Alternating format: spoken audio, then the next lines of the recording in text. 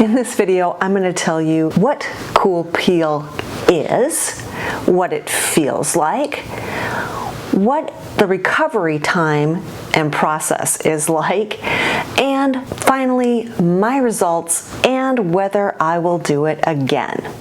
I learned about cool peel from my esthetician.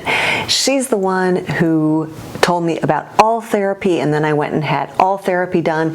If you didn't catch that video, it will be linked down below in the description box. You should watch it after this one. She had kind of a similar experience to me. She had better results than I had, but she said the pain was not worth it. And that was a very painful procedure to go through. All therapy is ultrasound, cool peel is laser. And kind of the backstory on lasers, the OG in lasers is a CO2 laser. That was kind of the first one that was used for face, and it's a completely ablative laser, meaning it takes off the top layer of skin. It puts a lot of heat into the dermis, and that's how it triggers the healing response.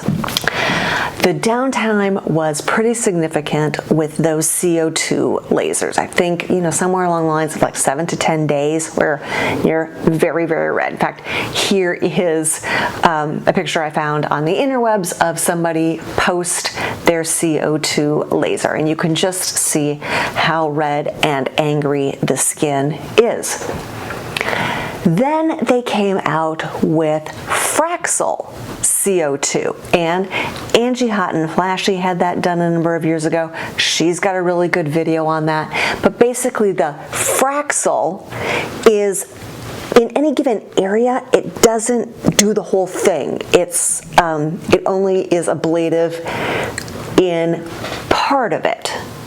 So the downtime wasn't as long, and you can see here in this other picture after a Fraxel CO2 treatment that I found that, while she's red, it's not nearly as red. The downtime isn't nearly as long as it is with the CO2. So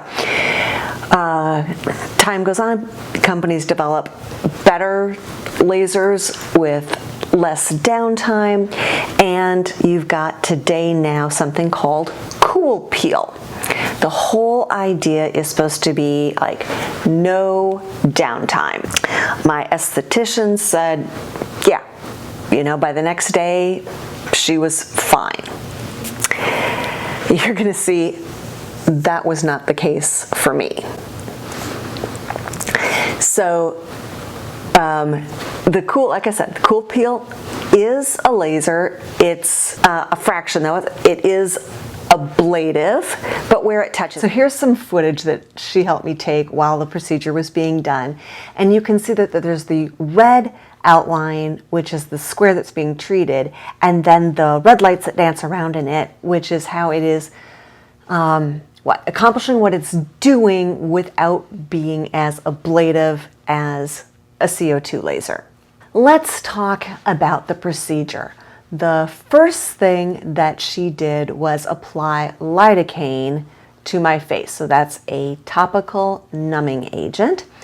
From looking at the Cool Peel website, I don't know if all practitioners do that, but I think I'd be really leery of any practitioner that did not numb your face before this procedure. So she did that. She put saran wrap over it because that gets lidocaine to work better, faster, I don't know what. Anyway, and I laid there for like 15-20 minutes until my face was completely numb. After that, she put the protective goggles on and started the procedure. So there's not really any pain when the laser is being fired. As you can see, I said it was like a 1. And that's something, with all therapy, and I am going to keep kind of comparing this to all therapy. All therapy, when the practitioner is firing the ultrasound, oh my gosh, that hurts so bad. My second kiddo was 10 pounds. If he was 20 minutes earlier, I would have had him on the freeway Okay, you feel me what I'm talking about for pain? That had nothing on all therapy. All therapy hurt so bad. But it was zap, and when it was done, it was done. There was no more pain. There was no lingering pain. So this, that, 15, 20 minutes to get it all zapped, no pain. What was disgusting and nasty? The smell of burning skin. Yeah, because that's what it's doing.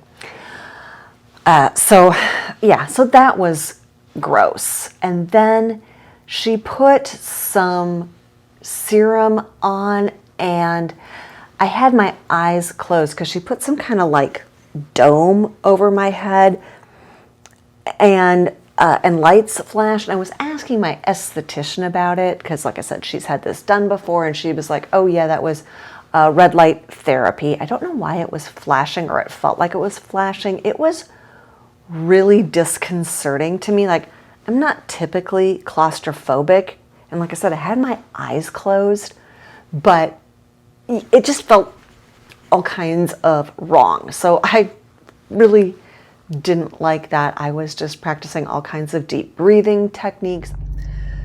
So I wanted to get my thoughts before I head home. My face is still a little numb, so that feels weird. And my face feels really hot, like a bad sunburn, although it doesn't look like a bad sunburn. And she put growth factors on my face. She put a balm on my face, so I'm looking really shiny. I got home. I had this done, I don't know, I think it was like 1 p.m. And so I get home, and of course the heat in my face and my throat area was really bad, because laser just shot all kinds of energy into my epidermis, and that is what triggers the body's natural healing response, which is to develop collagen, which is the whole reason why we're doing this. So, and you can't put any kind of cooling on, no ice packs, no nothing, because that counteracts the heat. The heat's what's giving you what you're paying for. So it was really uncomfortable. For like 6 hours, my neck got super itchy, and just the heat was so miserable and uncomfortable. So it's a little more than 6 hours past when I had the procedure done. The heat went away after a couple hours. I've had some terrible itching along the border of it here. This has been the worst. I've put a little bit more of the CeraVe healing ointment on. The practitioner said I could use this or Aquifer, and since this actually has, what does it have in it? It has some ceramides in here, so I think that will help with the healing. You can also see my lymph really needs draining from under my eyes. I mean, that looks awful, but I am in no way gonna touch that right now. So I'm just gonna brush my teeth and go to bed. I just want to add that my face is very painful to the touch. Even just gently trying to put some more of this on, it hurts, and it kind of reignites the burn. Here is footage of what I look like over the next few days. I'm really glad I didn't have anywhere to go. Like, if you've got a job, I don't think I would plan on being at work for days following a Cool Peel session. My esthetician said she had like almost no downtime. So she's Japanese. I don't know if it's because her skin is different tone than me, but yeah, it was horrid looking. And just the lymph under my eyes, it was all awful. And I wasn't given a heads up about any of that, so I don't know, maybe I had a worse reaction than others have. The one thing she did say was that my skin would feel like sandpaper. And yes, my skin felt like sandpaper for 6 to 7 days afterwards. By day 4, I was back to using my normal skincare. So for 3 days, I just used the Most Gentle cleanser and that CeraVe healing ointment.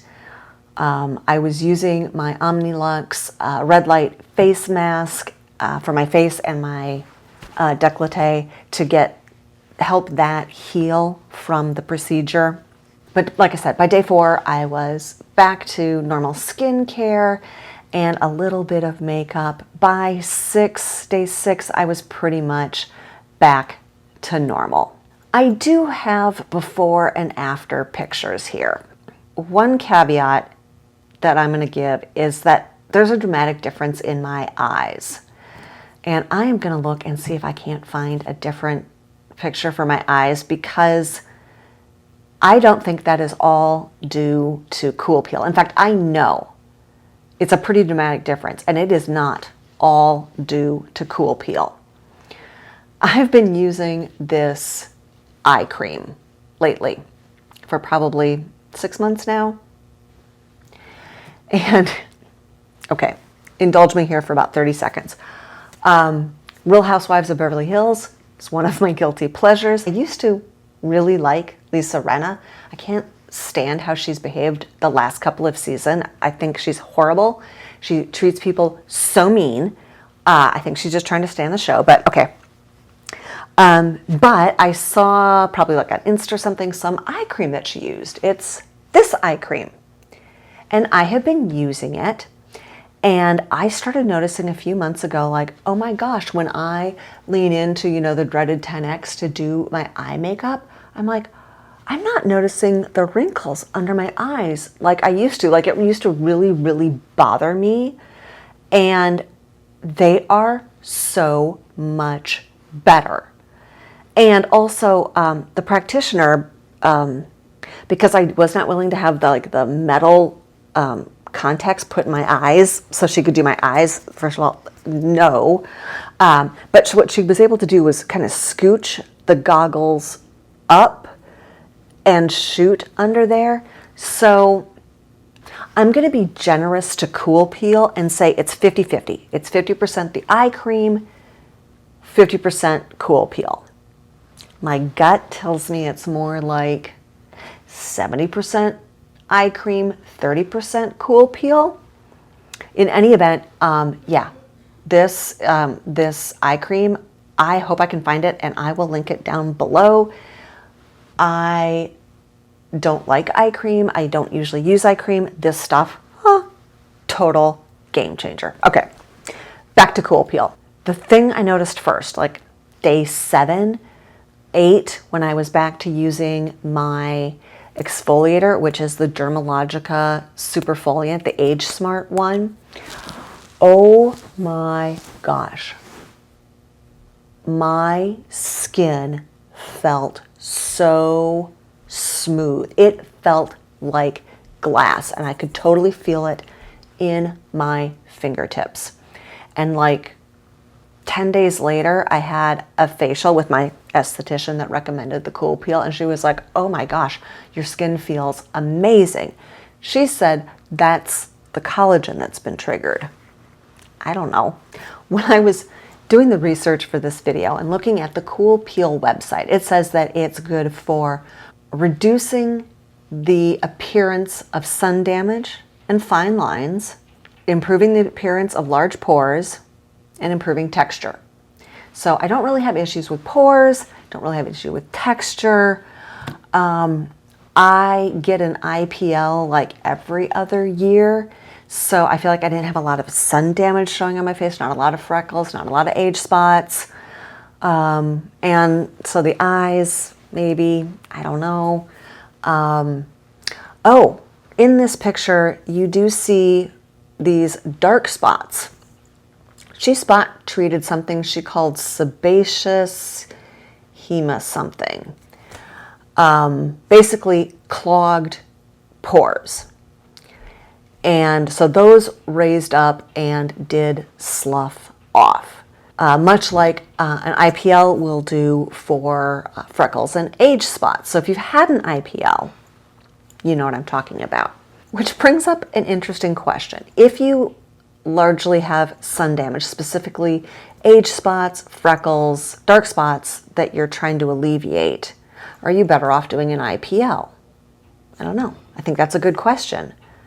I don't know what the frequency is on an IPL laser versus cool peel. I know IPLs are like half the price. This cool peel ran me like $830, $850, plus the tip on top of that. Would I do it again? I don't think so. That recovery was awful.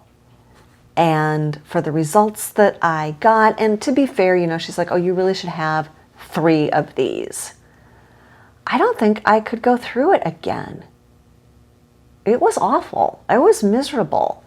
You know, I've said I wouldn't do all therapy again because it's stupid expensive and I didn't really get much in the terms of results. Wasn't real thrilled with cool peel. But I gotta say, right now, I'm pretty happy with my face. So I hope this video helped you out. If you have not seen my all therapy review, it's right here. And this is my playlist with all my anti-aging videos.